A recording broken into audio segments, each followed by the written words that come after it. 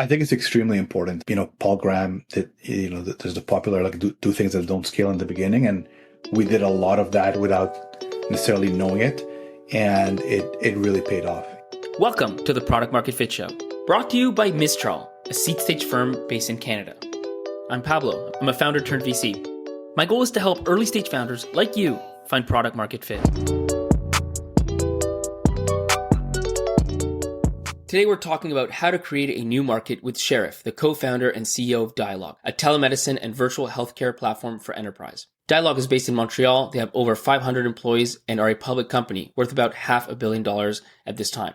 Cherif, it's a pleasure to have you here today. Thank you very much. So, maybe for some context, like when you think about starting a new startup, there's kind of two different markets, types of markets you can play in. I mean, one market is what you might call an existing market, and the other type of market is a new market. And think about an existing market is, for example, if you were to launch a new phone today, you would be comparing to Androids, you'd be comparing to iPhones, and people might buy it or not buy it based on very specific feature sets like the price, the quality, the speed, the camera, etc. Everything's pretty defined.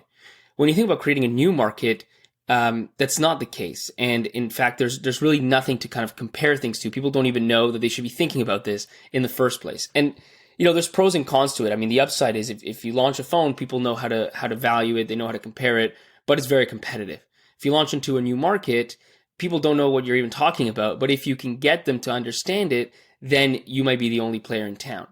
So that's, a little bit of the story of Dialogue. I mean, Dialogue today is telemedicine. Everybody knows about telemedicine. Everybody's got some sort of telemedicine. When you started 5 years ago in 2016, that was not the case. People didn't really realize, enterprises did not realize that this was something they needed to offer.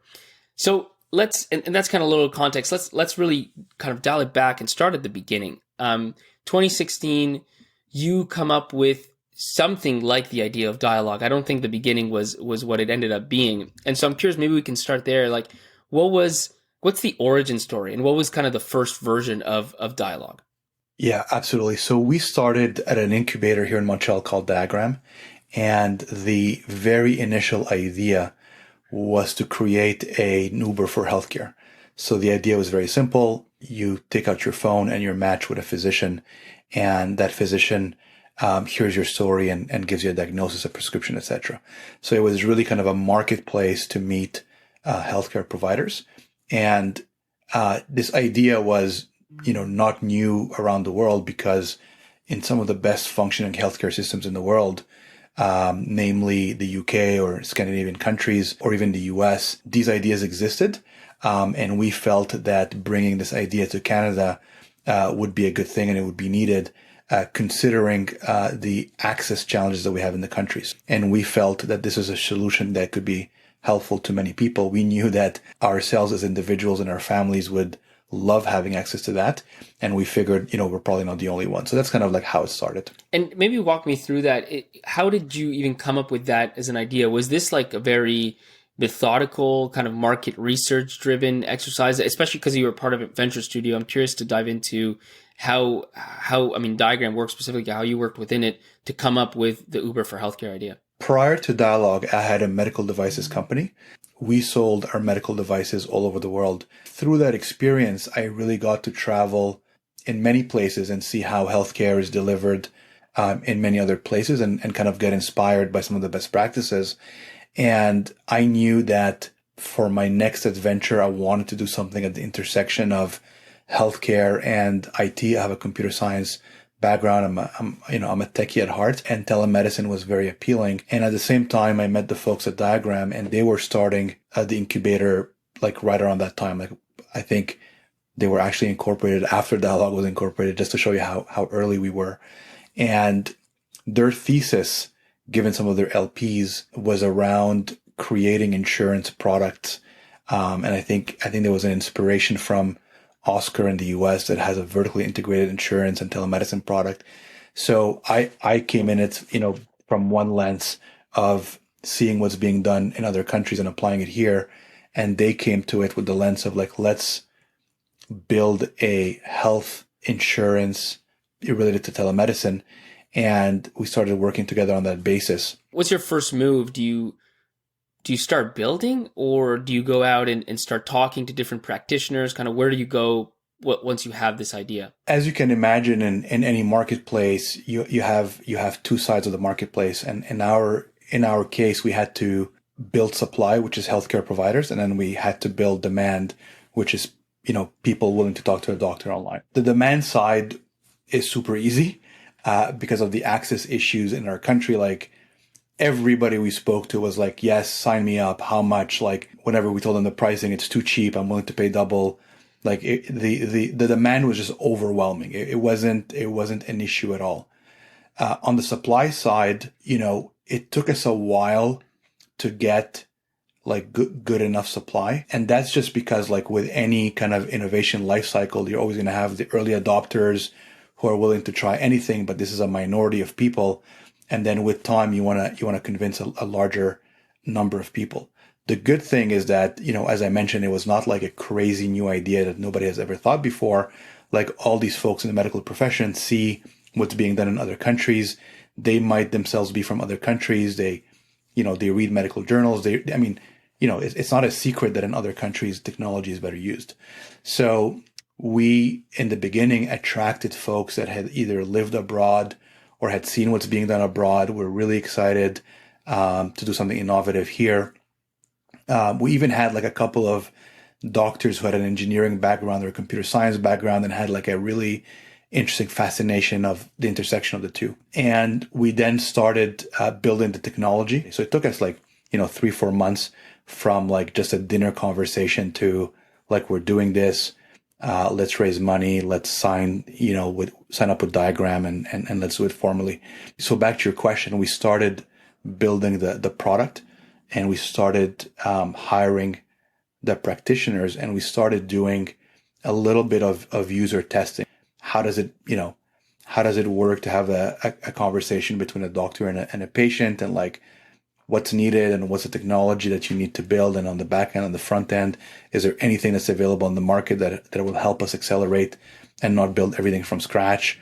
How did you get in front? Like, what did that look like, getting in front of practitioners? You're calling offices, like you're just showing up door to door. And related to that is, what is the value you're selling them? Because again, if you think Airbnb and Uber is the classic ones, it's come make money, right? Come at my marketplace, make money. Whereas these are healthcare professionals. I don't think they have a problem, getting business, especially in Canada. So what is kind of the pitch that you're giving them? In Canada, the imbalance between supply and demand for healthcare services is something that is not seen almost anywhere else in the world. Like these folks don't have any trouble earning a living. The money was not an argument. I mean, of course we had to pay them enough so that it's worth their time.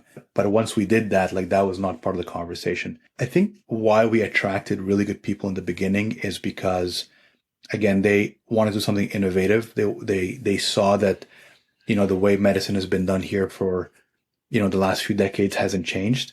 They're seeing their colleagues in other geographies doing something really exciting. They're reading medical journals. They're seeing what's done elsewhere, and they want to be part of that innovative solution.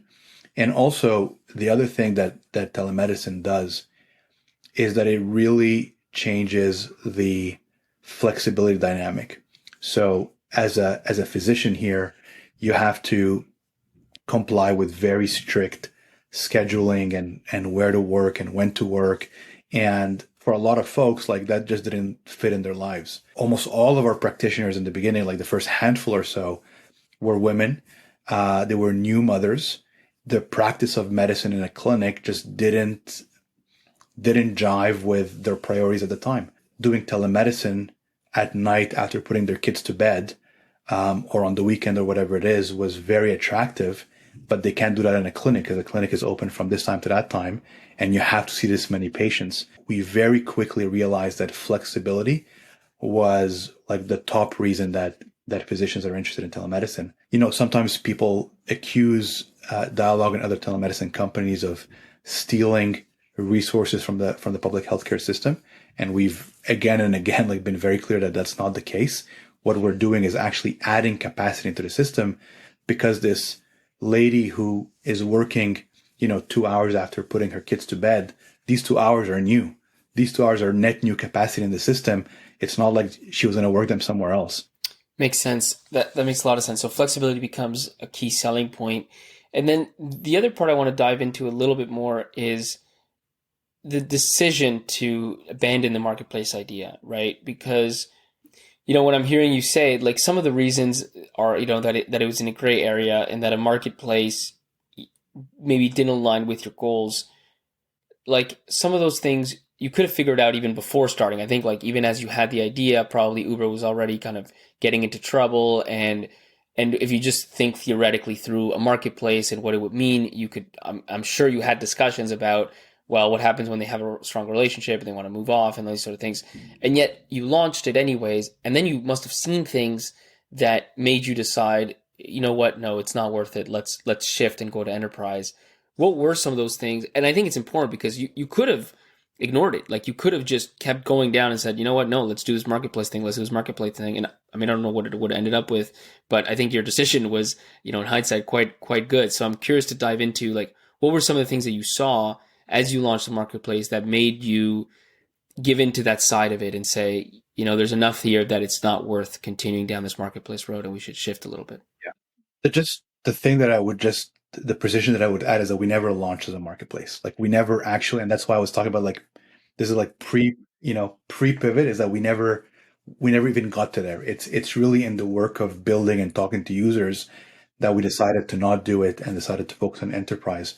And we had a hunch. It was like, well, let's talk to companies and see. And it was like, in addition, it's like, okay, we're building this marketplace. Maybe instead of selling it to direct to consumers, maybe we can sell it to companies, and maybe that could be like a B2B2C, like that could be a channel. And when we started having these first conversations, in a matter of weeks, like we realized like that the pull was just so strong. And we realized that doing the two at the same time was not helpful because there's like some very different product choices that you have to make depending on which side you want to go. And the way we started talking to companies was very friendly companies, right? So we called up so many favors. Every lawyer that we know, we asked for intros in their HR departments in their law firm. Every consultant that we know, like my co-founder and I both had consulting backgrounds. We called all the firms. All of our entrepreneur friends like got hassled by us. That's really how we started. Like it really was a friends and family. What were those initial discussions like? Were they you trying to sell, or was it kind of more traditional customer discovery type? It was somewhere between the two. It was like we wanted to sell, but we also didn't want to come off too aggressively. So it was selling, but like getting advice and feedback at the same time. Because ultimately what we wanted was to show signatures and traction and we didn't just want to get theoretical feedback. Like I always believe like there's a big difference between somebody telling you it's a great idea and this would work to actually like signing a contract. And we really wanted to get to the signed contracts because we felt that was the only actual feedback. Everything else is just chit chatting. And so what were you're going into like, friendlies, people that, warm intros. And what exactly are you pitching them at that stage? What was the offering? So the offering was we're building this platform that connects your employees to a medical professional, a doctor and a nurse or other, so that when they're sick or when their family member is sick, instead of taking a half day off and going to the doctor, they can see a healthcare professional, from their home, from their office, and save that trip. And if they do need to make a trip, we will help them find the best place to go. We will help them get an appointment. And we, at that time, because we had so little volume, I mean, some days we had no volume and some days we had a couple of consults and we had a medical team, like we were covering patients with love and service. And because, we had no volume in the beginning. So everybody that tried it was like truly blown away because all of a sudden you're comparing like getting an amazing doctor who's spending all of the time in the world with you, who sends you to the right next spot, follows up with you, explains to you everything in detail. You're comparing that to the 5 minute, like in and out, like you're just a number type of thing. And people were like, wow, like amazing. Like, where do I sign? How important was that? Like, if you think about it, the stuff you were doing there for the first time wasn't really scalable. I mean, in the sense that at some point you try and get efficiencies and you try and get the right ratios of coverage and whatnot. But at the same time, it created incredible, I have to assume, incredible word of mouth. Like, how important was it to have it set up that way that you had almost too many doctors relative to the demand? I think it's extremely important. Paul Graham did, there's the popular, like, do things that don't scale in the beginning. And we did a lot of that without necessarily knowing it. And it really paid off. And the thing is that you can then, as you said, find ways to make it more efficient, fix the operations and fix the technology and fix all that stuff. But that experience and that service is just so important because it shows people the what if. It shows people like this thing can be amazing and this thing can be really different than trying to like optimize in the beginning, or premature optimization is not really helpful. One of the things, because we're talking about how to create a new market, when you're selling a product that doesn't really exist yet, even the challenges, like who are you even selling into? Like, and you mentioned you were talking to HR departments. How did you figure out, was there a process whereby you figured out this is the right person or organization to pitch this? And maybe related to that is like, how are you positioning it so people could get it? Again, back then, telemedicine today it's so popular. I assume you're making a sale today by saying we're the best telemedicine platform out there. You should choose us, not them. Back then it was complete white space, and why should I even bother, right? So how did you figure out who to pitch to, and then how did you structure that story in those early days? Yeah, so you're absolutely right. Whereas today, it almost never happens that you call on a prospect and they've never heard of telemedicine, or they don't know why they need telemedicine. Today, it's convincing the prospect that they should pick Dialogue instead of one of our competitors.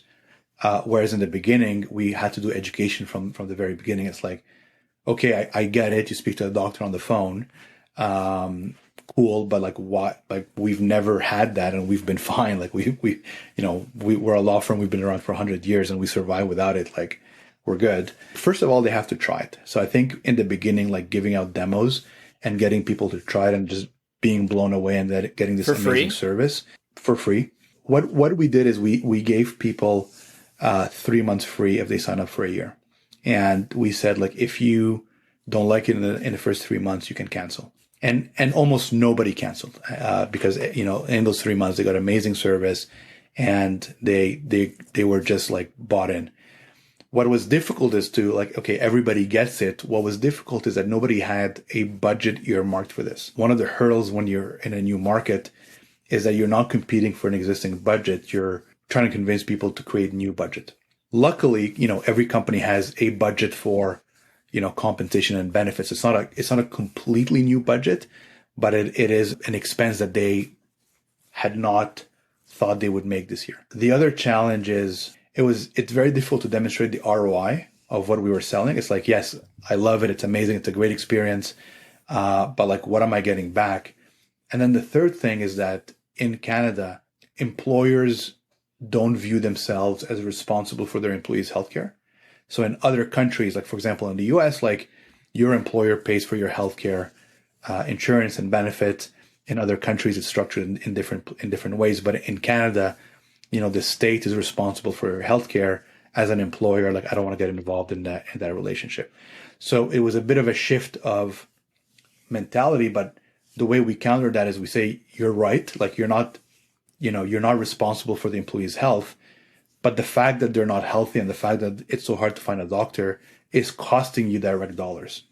So although philosophically you're not responsible, in practice you are, because, every time Pablo takes a half a day off because they're sick or their kids or whatever it is, like, that's half a day you lost.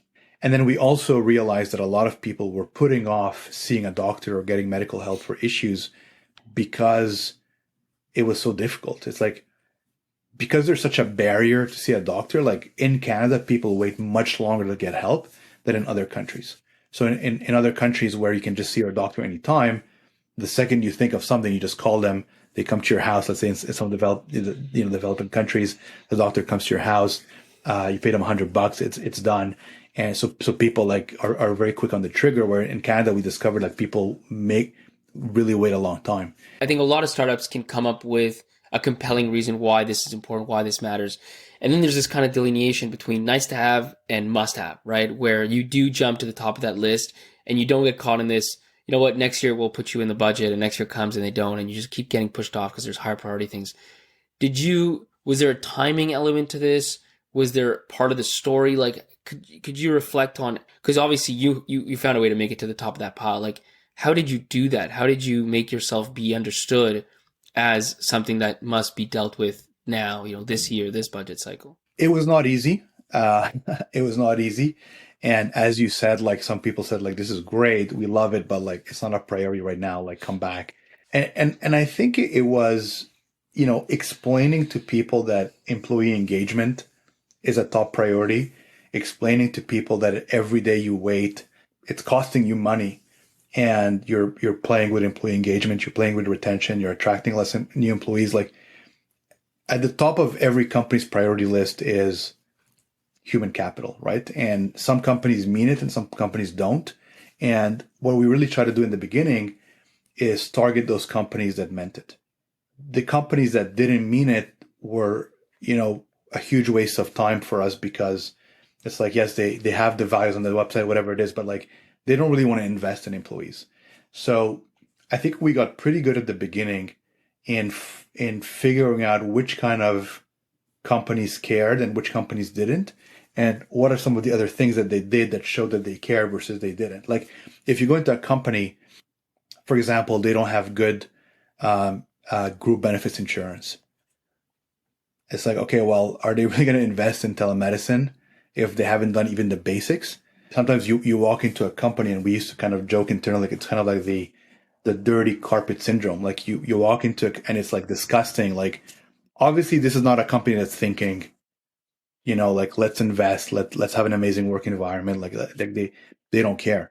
So that's why when we started, a lot of our initial business was really high value kind of knowledge worker kind of company. So I mentioned the lawyers, the consultants, the accounting firms, the technology companies. And this is really where we started. And with time, as this moved from being a niche product to a mainstream product, as we got this flywheel turning, we now have companies in every single industry of the economy, including a lot of blue workers, including government employees, including police forces. Like, there's not a single industry that is not represented, but we had to start somewhere. I was lucky enough that a company that was owned by some of my friends, they had about 50 or 60 employees. I really, put a lot of pressure for them to sign so that, we at least have one logo to show. And, I look sometimes at our old sales decks, like, we had like 3 logos. and but every company starts somewhere. That's right. But it's really a snowball, and the first gets the second, and then you have 2 logos and 3 logos and 4 logos, and sometimes you have to give away the service for free for a few months. Sometimes you have to discount very heavily, just to get the feedback and get the logos and get the case studies. And I think every B2B company, goes through that motion. To be clear, you're not giving like free trials, right? Or people are signing year contracts with 3 months free and kind of no questions asked, money back guarantees. Is that right? Correct. Which makes a lot of sense. I always talk about how, these days, like, LOIs, have been very popular, but I always think, and I'm wondering kind of what your perspective is on this, that instead of going out and chasing LOIs, and this is kind of for pre-product companies, they're not ready to ship yet, but still they're going out, they're getting LOIs, they're non-binding. Why not get people to sign a real contract and just give them all the guarantees in the world, plus a discount, plus, extra customer support, etc. And, I'm curious on your thoughts on that. Like, can you do that pre-product? And maybe you'll get less, maybe you'll get 30 LOIs and only 3 of these contracts, but isn't it worth way more than 10 times as much? Yeah, I would say that the answer to that is it really depends on a case by case, and it really depends on the size of the company. Like, in some companies, to sign a contract is a very complicated thing. Let me actually rewind and give an important precision of what we were trying to do versus what some other B2B companies try to do. As you know, there's a bottom up tactic of you get somebody from a company to sign up to your product, and then they invite their, they put in their credit card, they invite their colleagues, and now you can put the logo of the company on your website because a handful of people use the product. We were not that. We were from day one trying to sign up the company as a whole, because our service is like an insurance service. This means that the reason the price is so low is because we're mutualizing the risk over, 100 people or 1,000 people. And of course, not all these folks are going to be sick at the same time and call us at the same time. So it's an insurance product. You're paying a premium. The risk is spread across a number of people. Because we were not bottom up, it was a little bit more difficult to kind of sign them up. If we were an SMB or land and expand type of business, we would have been able to put logos very quickly because we would have just gotten like 10 friends and 10 different companies to sign up and pay $10 a month, and we would have been done, right? When you're trying to sign up the whole company, depending on the size of the company and their compliance and their, whether it's a public company or not, and all of their legal rules, it is sometimes very, very difficult for a company to sign a contract. Even if the contract has so many outs and guarantees, is just like from a governance point of view, like for some companies, it is really hard to sign a contract. And I would say arguably like Dialogue now, 6 years in, is there. Like we can't just sign a contract with anybody. Like it has to go through a full legal review and all of that. So I think it's because of that a lot of entrepreneurs and companies sign LOIs in the beginning, because frankly, getting a full contract would not be realistic, depending on the size of the company and their internal rules.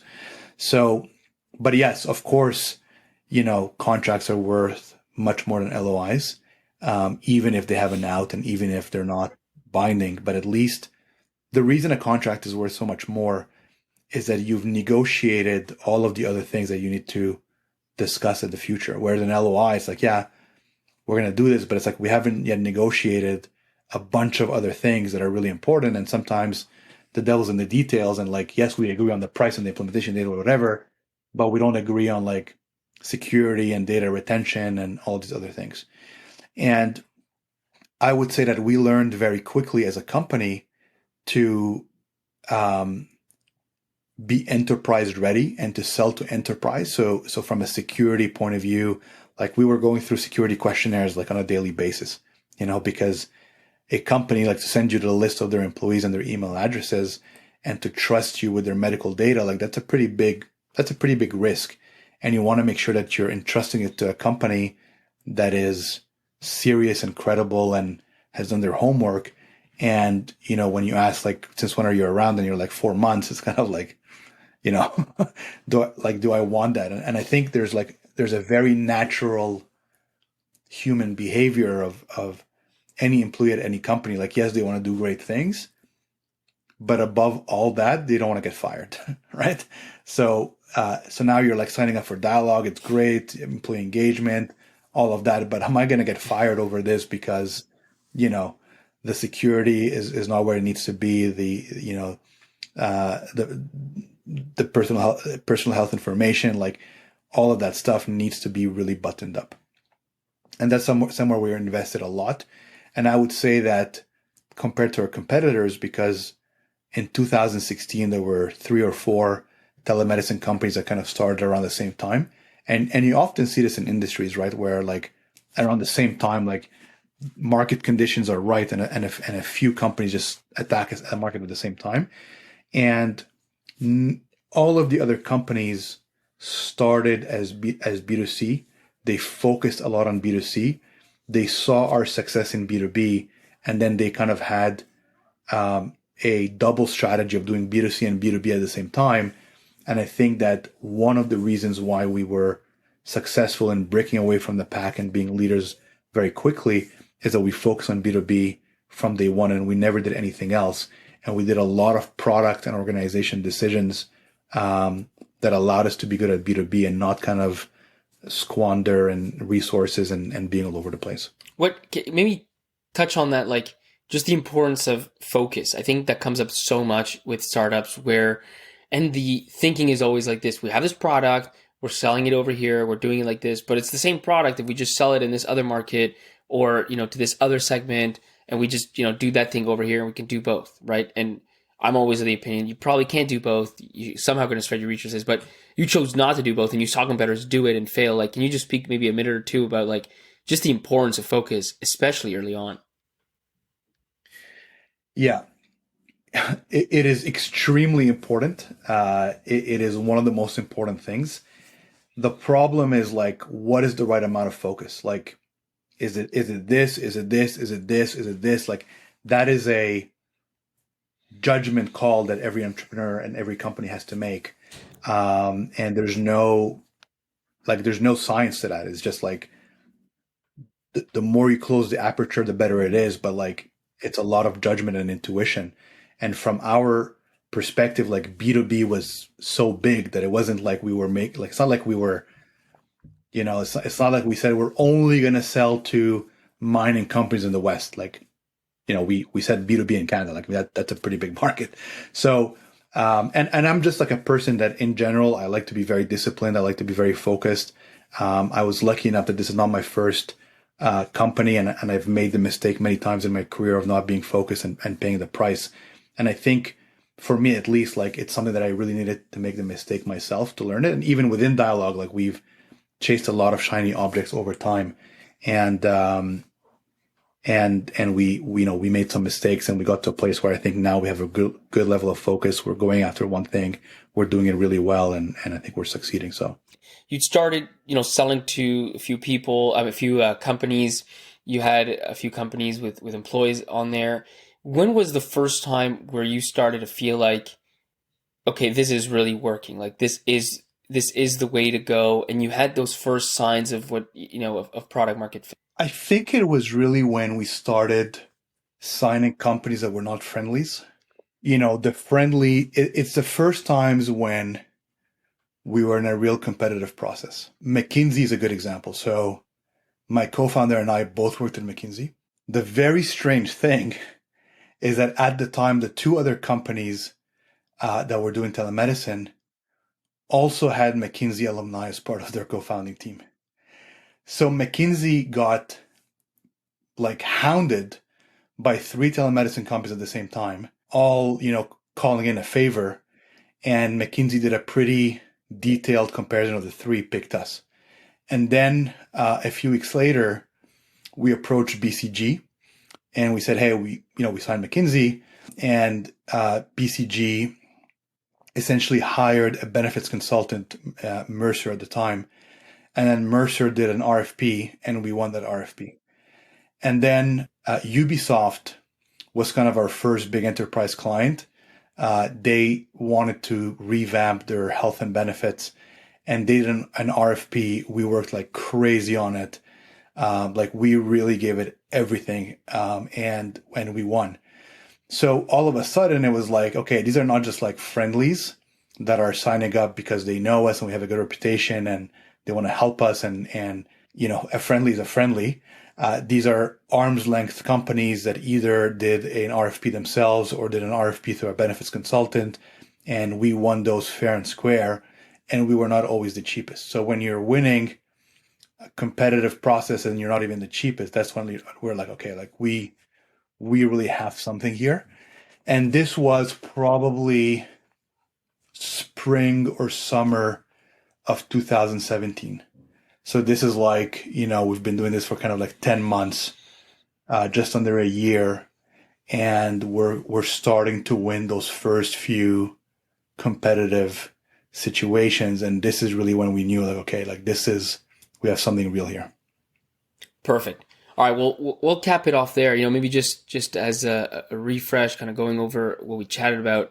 You started off with this idea, with a lot of kind of market research, things that were happening in other countries about a marketplace between practitioners, health practitioners, and consumers. And even before launching it, through like customer discovery, through selling, through thinking about it, you decided to shift away from that, to move over selling to B2B. This is 2016 when no one was doing it. And you used friendlies to kind of get into some accounts. You segmented the market and tied into important KPIs, in your case, employee engagement, which I thought was really important, and use that to get going and close your first customers with discounts, with free trials, everything you kind of needed to put in there, and get some logos on the board and use those logos to kind of move up the food chain, so to speak, and finally sell into non-friendlies, into real RFPs, into real processes. And when you started winning those, you realized you really had something here. And, fast forward 5 years later, you're listed. The company's worth hundreds of millions of dollars, and it's one of the biggest success stories of Canada in the last few years. So congratulations on all of that. And more to the point, thank you so much for spending the time here and telling the story with so many details that I think founders from across Canada and elsewhere will really benefit from. Thanks, Pablo. I appreciate it. Thanks so much for listening. If you want to see more content, check out pmf.show.